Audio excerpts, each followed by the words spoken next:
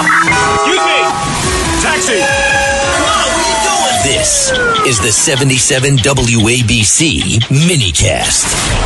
And happy St. Patrick's Day. Dominic Carter here with you. The number to reach me live this hour, 800-848-9222. No, he did not. No, he didn't. Mamdani rips Palestinian, quote, genocide at St. Patrick's Day event this morning. Let's face it. Mamdani went to the parade kicking and screaming. He's already told us that he didn't plan on going to many parades, and he only went because he is under fire because of the anti-Semitism from his wife, from him, and his recent missteps as mayor.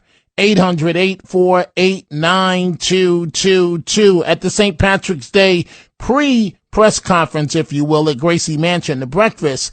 Mamdani turned what should have been a celebration into an activist rally to a degree.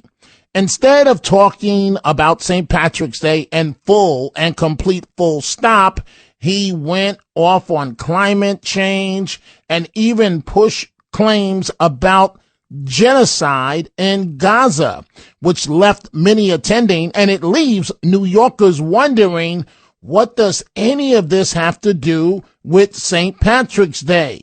This is Mamdani. You may have heard by now, around schools throughout New York City, he wants a 15-mile-per-hour speed limit to save lives.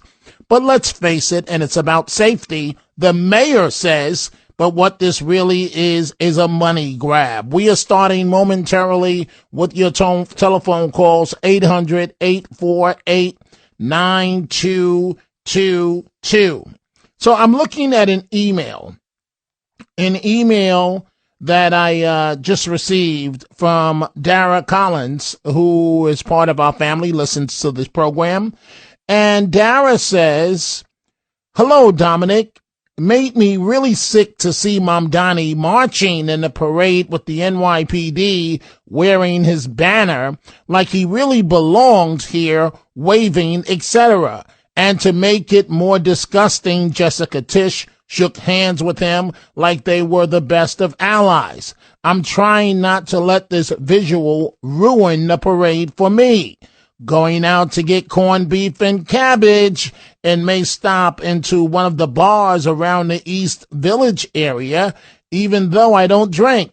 Have a great day, Dara.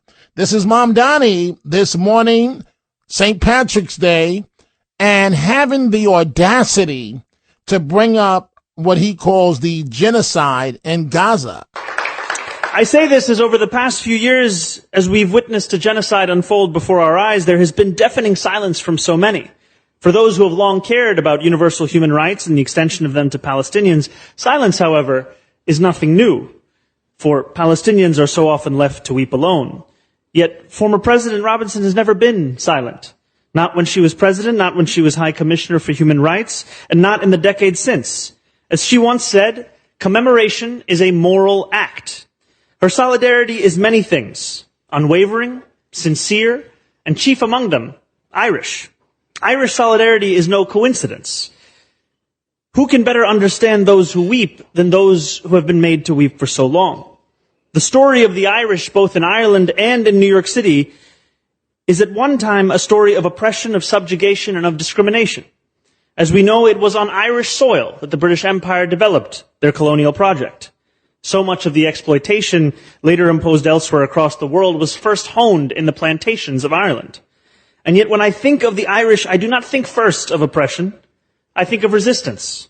I think of unity. I think of corned beef and 96-minute Troy Parrott goals and the Pogues fairy tale of New York. Above all, I think of that solidarity.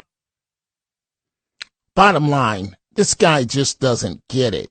Everything is not about Palestine. Everything is not about Gaza or resistance. Come on, Mr. Mayor. So one of the other things we're dealing with this hour, President Trump, you may have heard he put his number 2 Vice President J.D. Vance in charge of the corruption investigation looking for fraud into Minnesota. And this president is one of the reasons why you have to love him.